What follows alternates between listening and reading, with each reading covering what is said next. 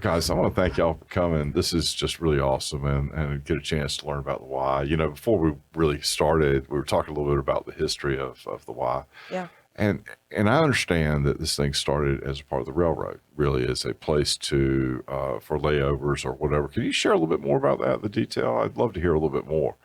Yeah, we'll kind of share some back and forth on that. We started originally in 1911. Yeah. And I hear a lot of the folks in town say now it was the railroad Y or the railroad branch. Sure. But, it started when those guys would come in on the train and then they would need somewhere to stay overnight. And they would stay at the Y and stay in the dorm for the night. But then some of the activity that came out of them staying there was, you know, they would play checkers and chess, and it started with some Bible study and just a social time for the guys, and kept showers and kept evolving into some of the physical activity and health and strong mind and spirit and the things that we see today. There's some detail. Not so dissimilar to what you see in truck stops now. You know, a guy's got to stop, he's got to have a shower, right, a little something to eat. Of course, they're staying in their cabs, but similar kind of stuff. So, except that was the railroad guys that were the origin of all that. Here in Rocky Mount. Yeah, here in Rocky Mount, right, sure. Yeah. Some in different towns originated differently, but that's been the story I've been told since 1999 for the history of the Y here. So I think that's right. You know, I remember that old Y. I remember the old dorms. It's now the Rocky Mount Senior Center, and I haven't been in there in quite some time. I probably need to go check it out. But yeah, I always saw the dorms there. Never really knew what the purpose of that was. And but anyway, it's good to know. Yeah, I know when I got here, I started here in 1999. Those dorms, we kept those for people who just needed a space to stay for short periods of time. Okay. And a lot of people hear that YMCA song and they came to stay at the YMCA. Okay. We continued that until we left that building. Okay. So it continued on until when did the new Y get built? 2005. 2005. Oh, wow. Right. Yeah. So about 20 years ago. So the whole time we were here, when I was working in that building, we still had those dorms operated for people who just needed short-term stay or couldn't quite get everything together to have an apartment or that type stuff in order to just kind of get by. Still part of the mission, right? Still part of the mission. I got it. Definitely. So 1911 is 2025 in existence in Rocky Mount for longer than, 114 years? That's right. Yeah. I have to do the math. That's exactly what I was doing too. It's a little later in the day, so I'm not moving as fast as I normally would. Right. But you know, so what is the overall mission of the Y? I mean, you know, because I think that really ties into, you know, the various things that you guys got going on. I understand you're in the middle of a comprehensive plan. I won't talk about that, but what is the mission? What is the Y out to do? I mean, I have my own perspective, but you know, I've got the source folks right here. Why not ask? Okay. So I'll take it back to 1881. Okay. And this man, Dr. Luther, revolutionized the American approach to health and fitness. So a holistic approach, mind, spirit, and body for all. And so if you look at our mission, it still stays true to that. Even the language in it says putting Christian principles into practice to improve the quality of life in our communities with programs and services that strengthen the spirit, mind, and body for all. And so everything we do, we try to filter through that lens. Sure. And so we really have that holistic approach of healthy living, youth development, and social responsibility. So everything we do fits into one of those three categories. Okay, I got it. And so what's going on at the Y today, right? I mean, so flash forward, we left the old building in 2005, and I'm embarrassed to tell you, I remember when you left, but I mean, it doesn't feel that long ago, right? Yeah, I mean, that's 20 years. Ouch. Yeah. You know, I still get people today talk about the new Y. Well, it's still the new Y to me. And I think, new Y, 20 years old. And people come into it and think it's much newer than that, I think, because we do take a good care of it. You do. Yeah, absolutely. And I think we have to keep telling the story with our mission, because people come into our building, it's still beautiful and it's still there. And they think, you know, the Y is not a nonprofit, not a charitable organization in the community, but, you know, we raise funds continuously throughout the year to support the mission work that we do. And I think we have to keep reminding people of that in the community, because it looks beautiful, but it costs money. You know, memberships and those fees offset that cost, but all the work we do in the community around mission, different programs we're doing are paid for through the funds that we raise often. Specifically, annual campaign that we do every year. We're currently in that campaign right now. Dollar for dollar, that money raised goes back into individuals who want to use the Y as a membership, want to have their child in summer camp, want to have their child in after-school programs, all of our offerings this summer, and I'll let Kayla cover some of those. We have swim camp, we have gymnastics camp, we have obviously after school we have it set up for 12. I think the time on that might be a little this summer with the school system schedule change, but we're raising that money all year long. We also, we're in the season right now. This 8 weeks is where we try to go out and raise that as a grassroots effort. It's not large pieces. It's going out telling our story, which supports our mission, really trying to remind people that it's mission work that we're doing, and that dollars goes to support those people in those programs, which I think sometimes forget that when they see that big, pretty building, they're like, you don't need any money. I'm like, Well, I mean, building's just a building, right? It's really the people inside. It's the mission. It's and the utilities aren't free just because you might be not for profit. No, that's true. And we have to pay our staff. So. For some reason, people just don't want to get paid. I don't quite get it. Right. Yeah, definitely like to get paid. So anyway, well, that's great. So tell me a little bit about the annual campaign. How I know it usually kicks off is I usually get a phone call from Miss Pat Malden. That's one of our great I'll tell you what, you did a good day's work when you recruited her. Whoever recruited her did a good day's work because she is relentless. But nonetheless, what a great cause, too. Well, she definitely understands the mission. The annual campaign, we kick it off typically, I think this year it was March 13th. It'll run for 8 weeks. And it's sort of, we get different people, we call them community storytellers. Okay. And most of those people are involved in the why or understand the why, and they're going out telling snippets of different stories and ways that we've affected people's lives through just the work that we do every day. Mm-hmm. So they go out, they tell their stories, and then we're asking for, we're trying to get the whole community involved because the mission of that work is our mission.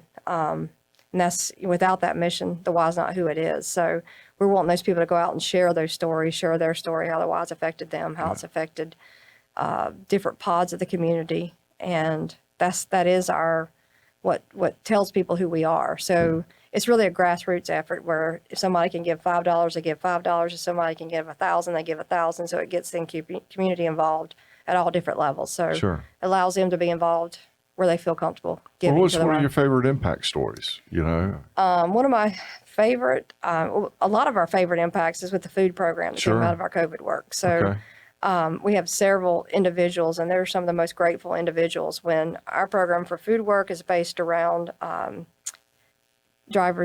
individuals who are transportation insecure. So that we're going out all different areas of the community, that some of these places I've never gone. Probably some you haven't gone because I've discovered a lot of part of Rocky Mountain. That feels almost improbable to me, but I don't know. I don't know. We'll take you one day. But people apply for this program who are either homebound or don't have transportation to have food come. And we do weekly runs to those people when they qualify. And some of our monies we raise goes to that program. So it's weekly, and we're working with Touch of a Father's Love in Momeyer. And also with funds raised, we add additional stock food to that for them. So they get a weekly box of fresh foods with meats and milks and that kind of thing. And then we add things like shelf-stable foods to that box. And we're leaving that morning, doing a route to different homes, taking that food out to them. And the stories that go with that are the elderly lady or the young couple that's living far out, but for circumstances that have happened, need that at that time, and meeting them along those routes. And so how do I sign up? How do I plug into that? How do I know, if to contact the Y? I mean, how that person come to find you? We have an application process, and then we have our information at different places in the community that are being handed out as resources to say that we do that work, as well as just through our general advertising, word of mouth. So a lot of these folks that know each other share that word. And the application process just helps us determine that we make sure the folks that really are in the need and those dollars that we get in to support that are going to the right folks in there. Do you have anything? I mean, they can call the Y, and they can also, the information is on the website as well, but it is an application, and then they'll get put on, once they qualify, they'll get put on a weekly or a route that comes monthly. Comes monthly. And so it's just sort of a supplement to food insecurity, I guess, and transportation. And so I think that's what we found coming out of COVID. There was a lot of drive into places where people who had transportation could drive through places. But Right. then as we continued to work in there, we found that there was a population of people who couldn't get to places.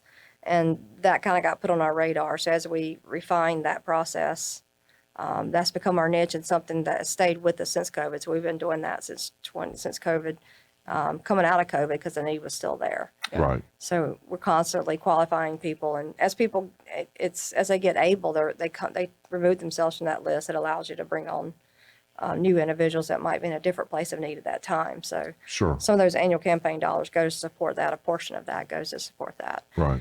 You want to talk some about childcare? That's an area Yeah, that you oversee Yeah, we with the annual campaigns. use financial assistance dollars in our child care programs as well and our other youth serving programs. But that's one that there's a lot of need in as well for our working families or your single parent households that are working from 8:30 to 5:30, but school gets out around 3 and they need their kids to be in a safe place. And that's not going back home to when no one's at home. Sure. So we have 8 school site outer sites at the elementary schools. And then we also transport into the Y to our 5-star licensed childcare facility. And so we help kids with homework support. Right. We offer a snack because some of them are having lunch at 10:45 and are hungry by 3 o'clock. Sure. And then it also provides the parents just a couple more hours to where they can get off work, pick their kids up, and then get home by 6. And some of the homework's been done. They're not starving because they've had a snack and they've had some time outside and they've had time to socialize with some friends. So back to our mission of the holistic approach, we apply that to all of our programs. So it's really just impacting the kids in every area we can. And those financial assistance dollars allow us to serve families that couldn't necessarily pay for the full price of the program. Okay. So it helps us provide equity in our community by people applying for those dollars and qualifying. And we can obviously make accommodations for families that have extenuating circumstances. Sure. Got it. So, And all folks have to do is check the website out, call you, and Yeah. of course, as you're raising funds, people need to know that's really what some of us going for, Yeah. right? So, But it also covers children who want to try swim team or they want to try swim. Parents who definitely need to have their kids in swim lessons. So a portion of that covers Right. swim lessons. Some of it covers rec gymnastics if that's a sport that a parent's particularly interested in their child, and they need help with that. So we try to make it available to any program we offer. A lot of it goes, portion of that is also allotted for membership for people who just need access to wellness and wellness programming. Maybe in a situation where the doctor says, hey, you need to have a gym membership. They want to be at a facility that does offer the whole approach and the social aspects that the Y gives to people. So they come and look Sure. into that for the wellness side as well as we kind of speak to the social side, the exercise side, just being with the people and the pods of friends they build at the Y and that kind of thing sure. in there. So, it's important for the community to know. And actually, I'll just say that's a program that dollar for dollar goes back out to the people. There's none of that pays the power bill, pays any of those kind of costs. It's directly dollar for dollar going for people who need assistance to come to the Y. So a lot of people want to know, if I give this $100 pledge, is 75 of that going to annual campaign to assist people, and then 25 going to pay the power bill. Sure. That for us, we set that aside as restricted funds, and it goes directly to people in need. Okay. So I think that's important for the community to know, as we are not a nonprofit, and we are trying to be good stewards of what comes Sure. into us. So Sure. so we definitely, people hear about that and want to help make our community stronger. That's one way that we're trying to do that for people. Sure. And so how does that work? I mean, is each individual YMCA a separate standalone, or does it flow up to a national organization? So when I write my check, do I write it to the Rocky Mount YMCA, or do I write it to some national organization? We're a chartered Y from the Y of the USA, but we have to meet all the qualifications to be a chartered YMCA. We have the autonomy to make decisions for ourselves locally, so we try to reflect our community. Okay. As long as we meet their standards around safety, they have different things we have to do to be a chartered, well-ran YMCA. Sure. And we check those boxes, Okay. and then we're able to.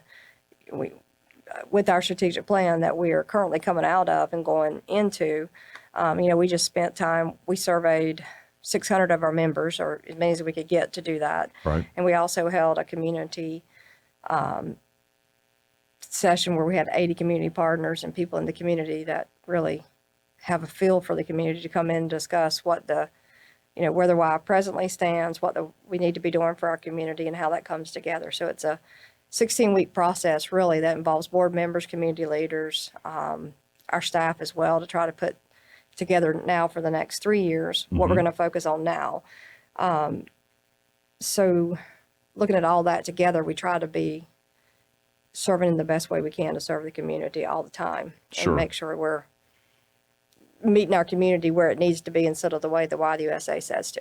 So we do have that autonomy. You need the autonomy to be able to serve the local community, but at the same time, those standards do matter, right? They do. Right. You want to have safety around pools, safety around childcare. Sure. So all those major factors, they're checking in to say you got to meet these qualifications. We're definitely doing that, but we also. And I'm sure the mission is also consistent with the brand, if you will. And so at some point, it's a franchise of sorts, if you will, or at least a loose affiliation. But we're going to look like us, like the community. So, so we got summertime coming up. Yeah. So best time of the year. Yeah. busy this time. Well, not really. It's busy all year round now, so I can't say that anymore. Yeah. So what's going on at the Y? I mean, it feels like to me things are in full swing, as you've just indicated. Yeah. So what are folks looking forward to? How do I engage? And so we offer summer camps. Right. We are the only child care serving organization in our area that offers summer camp from the time school gets out to the time they get back in. Okay. So our focus is providing that consistent care. So if parents don't get weeks off from work, we're there. We're there providing care for the kids, letting them have a good time. So that full week summer camp runs from 6:30 a.m. to 6 p.m. and that's weekly registration, and that's open now. And what's the cost of that? Ish. I know. I would ask that question. I have it, but I don't want to. For weekly, I think it's $200 a month. I know. I didn't want to. a week for summer camp. Okay. So roughly. Yes, $200 a week. I didn't want to tell you wrong. Okay, got it. But again, that's one of those things that the financial assistance dollars can go back into, and it is at our licensed site. So if someone has a DSS voucher, we can accept that as well, which is something that sets us apart. So in addition to the summer camp, we have our mini camps, which we offer a gymnastics mini camp, just half-day sessions, and then we offer swim mini camps, again, half-day sessions. So if kids just want to try it for a week or a few days just to get their toes wet, so to speak, they can register for those as well, in addition to our typical offerings of swim lessons, lifeguard classes, basketball, pickleball, racquetball. Sure. Yeah, parents' night out. Yeah. The list goes on and on. Parents' day out. So it's exciting though. I love summertime. Well, that's fantastic. So, tell me what else I'm missing at the Y. You've got we got the annual raise going. You said, are we working on an annual plan or a strategic plan? Did I pick that up? Yeah, that's what I was mentioning. Did I just make that up? Okay. No, we are. We're like I mentioned earlier, we're closing out our current one that started during COVID and has carried us through really the end of this year. But we're just started that process. Actually, we'll have it done by May and presented to the board. I know we've taken the time to kind of assess the current state of where we're at. We had that fog kind of we just finished our strategic plan in February, and then COVID came in March. And actually, that was kind of a pivotal point for us because we had looked at ways to go away from more of an internal Y perspective and serving members inside the Y and looking at more of an external approach for that period of time. And COVID definitely, although it was challenging, gave us the opportunity to do that. We were shut down for that 6 months. Yeah. So that really gave us some time to look at how to serve during that time. And we did some things that we didn't think was possible without the membership piece of it. But, we jumped right out there and started doing, we had the school age academy at the Y for 18 months where we served school kids during that time, which is something we had not saw us doing at that point, but we ended up serving the community in that way. Some of the food programming came out of that. Some of the programming we were doing in different ways came out of that period of time. So it showed that we could do and think out of the box and get away more from the, doing more external programming and serving the community differently during that time. What was the spark on that? External. Let's reach out beyond just sort of the membership. And, Well, I think we've always had that focus. right. I think because things changed so much, I think the community was more ready for that too, because during that shutdown period, the people that were doing that, people really saw that was being, Sure. that was available from that particular subset of Sure. facility. We had been doing external things, but just they weren't as recognized as Okay. the internal work that we were doing. So we've always had after school in the rural parts of the county inside the school sites. We've always served on site, but that affects the group of people that serves. We started doing some virtual outside exercise. We started taking, we had some pickup ways you could exercise where you come through and rent the stuff during COVID. I just think it gave more validity to the fact that we were able to produce those type services. Okay. And then people connected us more honestly too to community partners that were doing similar work, and we were able to come together and do things together better in some Okay. parts of the community. It gave us an opportunity to get to know our community partners better as well. Okay. You had less resource and you needed to figure out better ways to do it together. No question. So I think that gave And us greatest demand ever, right? greatest demand ever. Yeah. So we did a lot of things with senior isolation, really showed us how isolated people were. And a lot of that, we were serving so many seniors that were coming on site that we had to really figure a way to keep them connected and feeling still involved during COVID. So that was really a big thing. Even when they got able to come back in, they were ready to come. So Right. as we were able to offer things even outside the building and that type thing, they were ready to do that with us. But so I think during this last strategic plan, it really showed us some things that we were ready to go and do anyway, but we're kind of a little bit hesitant to step away from the old model. Sure. So we Forced our hand. forced our hand. We proved we could do it during that period of time. So I think in this strategic plan, we're just bringing all that together and reassessing what the community needs, where we're at, and being able to serve that way, and going to pull that together to really do what's best for a community serving organization, how we can best do that. So Sure. it's from the community feedback and community partner feedback, it's been kind of enlightening to see the difference in perspectives from just 4 years ago to now. So I think we'll come out with a fresh perspective and be better able to serve Right. in this. So how long will this process take? I mean, I'm assuming it's you, senior leadership, and We started in towards the end of January. We've had it's comes off of what they call a driver's model. So it involves your staff, your board, your community. We've been holding those meetings with different subsets of people coming in to approach each step of the process. We are hoping to have it finished up by the end of May, and then we'll be Okay. able to kind of It'll be a publicize. 3-year plan though. Right. 3-year plan. 3 year. Okay. Well, So good. we're hoping to have that by the end of May. Be working towards those goals for the next 3 years to move us through the next process of what the community needs and how to serve best. Want to give us a taste? Or is it all secret Oh, stuff? it's not secret, no, but it's just in the process. We're in the building goals and objectives right now. Okay, got it. So we've been collecting the data and meeting. We just finished up figuring out vision and values and that type stuff. So it's not molded together well enough to Right, really share at this right, point. right, So it's in kind of pieces. Yeah. So we're working on that. Actually, next Tuesday, we'll be putting that into more of a crafted model that would be more shareable, I think, at that point. Fragmented data points at the moment. It Yeah, is. There a you go. little Yeah. bit fragmented. We don't even know exactly what it looks like yet. So we're still working through the kinks. Yeah. Yeah. Well, good. In that. Well, look, I want to thank y'all for coming in, because I think what's important is that, it's so easy to drive by the building and see this fabulous gym, great facility, to your point. It almost feels like a not-for-profit, almost feels like a for-profit enterprise. But the reality is that's just the surface of really what you're doing on a consistent basis in terms of touching our community, both in this food program, and that folks need to be aware of, the fundraising, the annual giving that you're doing. In fact, we ought to put a plug in for that right now. If I want to give money, how do I do that? You can connect to our website to do it. We have a platform. And what is our called website? .harrisonfamilY.org. Okay. And there's a give now button on there. All right. Yeah. So that's one way. I'm sure you'll accept and an we- old-fashioned check if I want to look at the phone Absolutely. book. And we have cards out in the community, so there will be people out asking. Be receptive to the ask. That's right. I do have, Or be proactive. There's no reason to say you can't just write a check now, right? Call me tomorrow. There you go. I'll run the card. glad to do that. So for sure.